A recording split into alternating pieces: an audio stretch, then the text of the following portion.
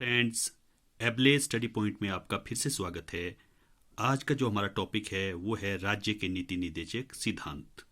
ये जो चैप्टर है ये बहुत ही ज़्यादा इम्पोर्टेंट है और हर एग्ज़ाम में यहाँ से एक आधा क्वेश्चन जो है पूछा जाता है।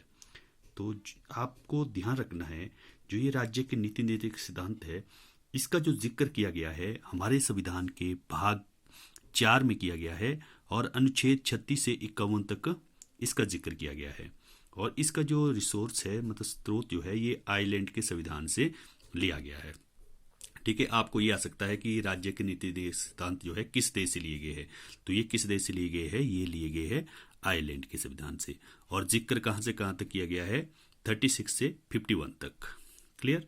तो आज इस वीडियो में हम जो है इसमें 36 से लेकर 51 तक जो है सब के सब जो है एक एक करके इसमें डिस्कस करेंगे। तो सबसे पहले बात आती है अनुच्छेद 36 की। इसमें जो है, इसमें जो राज्य है उसकी परिभाषा लिखी गई है। कहने का मतलब है भाई, जो राज्य है वो क्या है। ठीक है, वो सारा इसमें लिखा गया है। उसके बाद है 37। इसमें लिखा गया है कि जो ये राज्य के नीति सिद्धांत है ये न्यायालय में परिवर्तनीय नहीं है। मतलब ये न्यायालय में परिवर्तित नहीं हो सकते हैं, ये इसमें लिखा गया है। कहने का मतलब ये है कि जो निदेशक तत्व है उसके महत्व पर इसमें प्रकाश डाला गया है। उसके बाद अनुच्छेद 38 में इसमें लिखा गया है राज्य द्वारा जन कल्याण के लिए सामाजिक व्यवस्था को बढ़ावा देना। ठीक है, तो इसमें यही लिखा गया है कि कहने का मतलब सामाजिक, आर्थिक और राजनीतिक न्याय के बारे में इसमें लिखा गया है 38 में। 39 में जो है राज्य द्वारा अनुसरण किए जाने वाले कुछ नीति सिद्धांत है उसका इसमें जिक्र किया गया है। कहने का मतलब है जैसे संसाधनों का उचित वितरण करना है। ठीक है, वो सारे के सारे जो है 39 में लिखा गया है। और 39A में ही जो है इसमें जो है समान न्याय एवं निःशुल्क कानूनी सहायता के बारे में लिखा गया है। और ये जोड़ा गया था 1976 में, जो 42वां संविधान संशोधन हुआ है उसके द्वारा इसमें इसको जोड़ा गया है। और अनुच्छेद 40 में जो है इसमें लिखा गया है ग्राम पंचायतों का संगठन। कहने का मतलब है राज्य को बताया गया है कि वो अपने राज्य में जो है पंचायतों का गठन करे। ये सारा इसमें लिखा गया है। और 41 में जो है इसमें लिखा गया है कुछ दशाओं में काम, शिक्षा और लोक सहायता पाने का अधिकार।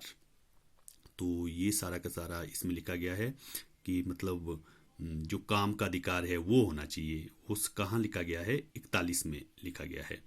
और 42 में जो है ये लिखा गया है काम की न्याय संगत और मानवोचित दिशाओं एवं प्रसूति सहायता का उपबंध। कहने का मतलब है जैसे 41 में लिखा गया है कि काम का अधिकार, लेकिन 42 में क्या लिखा गया है कि कार्य जो काम है वो न्याय संगत होना चाहिए। इसमें जैसे जो मैटरनिटी लीव वगैरह है, ठीक है, वो सारा इसमें लिखा गया है, 42 में लिखा गया है। और 43 में जो है ये लिखा गया है कि कर्मचारियों को निर्वाह वेतन तथा कुटीर उद्योग को प्रोत्साहन। ये 43 में लिखा गया है कि भाई जो एक लिविंग वेजेस होता है, ठीक है, वो होनी चाहिए। जैसे जो निर्वाह मजदूरी और कुटीर उद्योग, वो सारे के सारे जो है ये 43 में लिखा है। जो अनुच्छेद 44 है इसमें लिखा गया है नागरिकों के लिए एक समान सिविल संहिता।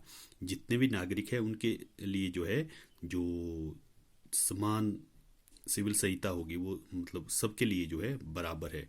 कहने को बताया uniform civil code for citizen, ये है 44 में लिखा गया। और 45 में जो है 45 में लिखा गया है 6 वर्ष तक के बच्चों को निःशुल्क तथा अनिवार्य शिक्षा। ध्यान रखना है 45 में सिर्फ 6 वर्ष तक की आयु के बच्चों को निःशुल्क और अनिवार्य शिक्षा लिखी गई थी। फिर जाके आपको पता होगा कि जो 86वां संविधान संशोधन हुआ है 2002 में, ठीक है, उसके द्वारा जो है हमारे संविधान में 21A जोड़ा गया है, जिसमें कि जो है इसको जो है 6 साल से बढ़ाकर जो है 14 साल तक किया गया है।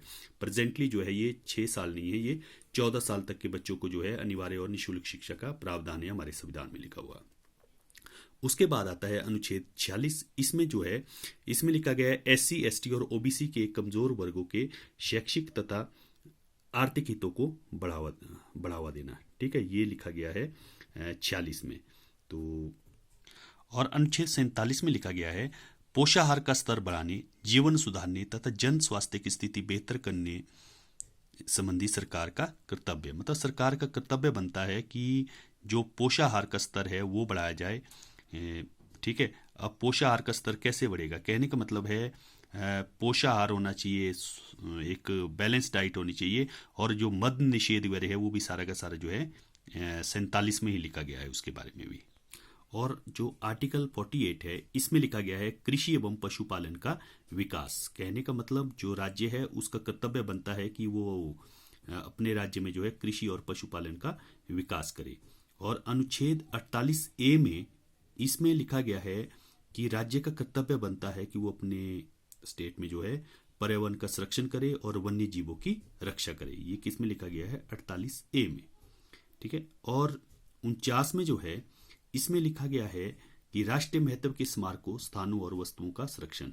कहने का मतलब जो राज्य है उसके कर्तव्य बनता है कि वो अपने राज्य के जितने भी वहाँ पे राष्ट्रीय महत्व के स्मारक है, स्थान है और वस्तुएं हैं, उनका जो है संरक्षण करे वो। ठीक है। कहीं ऐसा ना हो कि वो खत्म हो रहे हैं और सरकार को पता ही नहीं है। ये सारा का सारा जो है 49 में लिखा गया है। और अनुच्छेद 50 में जो है न्यायपालिका का कार्यपालिका से पृथक्करण किया गया है। कहने का मतलब है जो हमारी जो जुडिशरी है उसको अलग रखा गया है कार्यपालिका से। और अनुच्छेद 51 में जो है इसमें लिखा गया है अंतर्राष्ट्रीय शांति एवं सुरक्षा को प्रोत्साहन करना। कि मतलब राज्य का एक ये कर्तव्य बनता है कि वो पूरे दुनिया में जो है शांति बनाए रखे और जो दुनिया की सुरक्षा है उसको प्रोत्साहित करे। ठीक है। ये 51A में लिखा गया।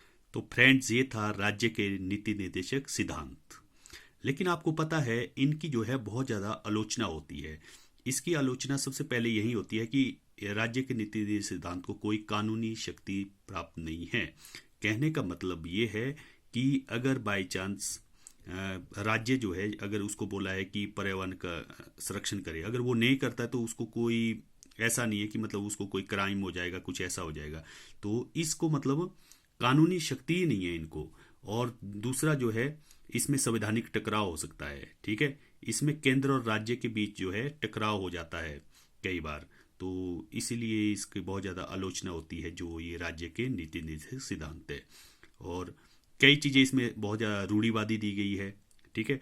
तो ये सारे के सारे जो है आलोचना में आते हैं ये कि भाई निर्देशक तत्वों की आलोचना लिखो। तो आपने लिखना है एक तो सबसे पहली आलोचना कि राज्य की जो नीति निर्देशक सिद्धांत है इनको कोई कानूनी शक्ति प्राप्त नहीं है और इसमें संवैधानिक टकराव हो सकता है सेंटर और स्टेट के बीच। और तीसरा जो है एक रूढ़िवादी है, ये बहुत ज़्यादा इसमें रूढ़िवादी चीज़ों को प्रमोट किया गया है। होप बच्चों आपको ये जो चैप्टर है ये समझ आ गया होगा। अगर कहीं कोई कन्फ्यूज़न है तो आप कमेंट बॉक्स में ज़रूर लिखें। और हाँ, आपको ये वीडियो कैसा लगा इसको शेयर करें, लाइक करें और कमेंट बॉक्स में अपने कमेंट ज़रूर लिखें। Thank you.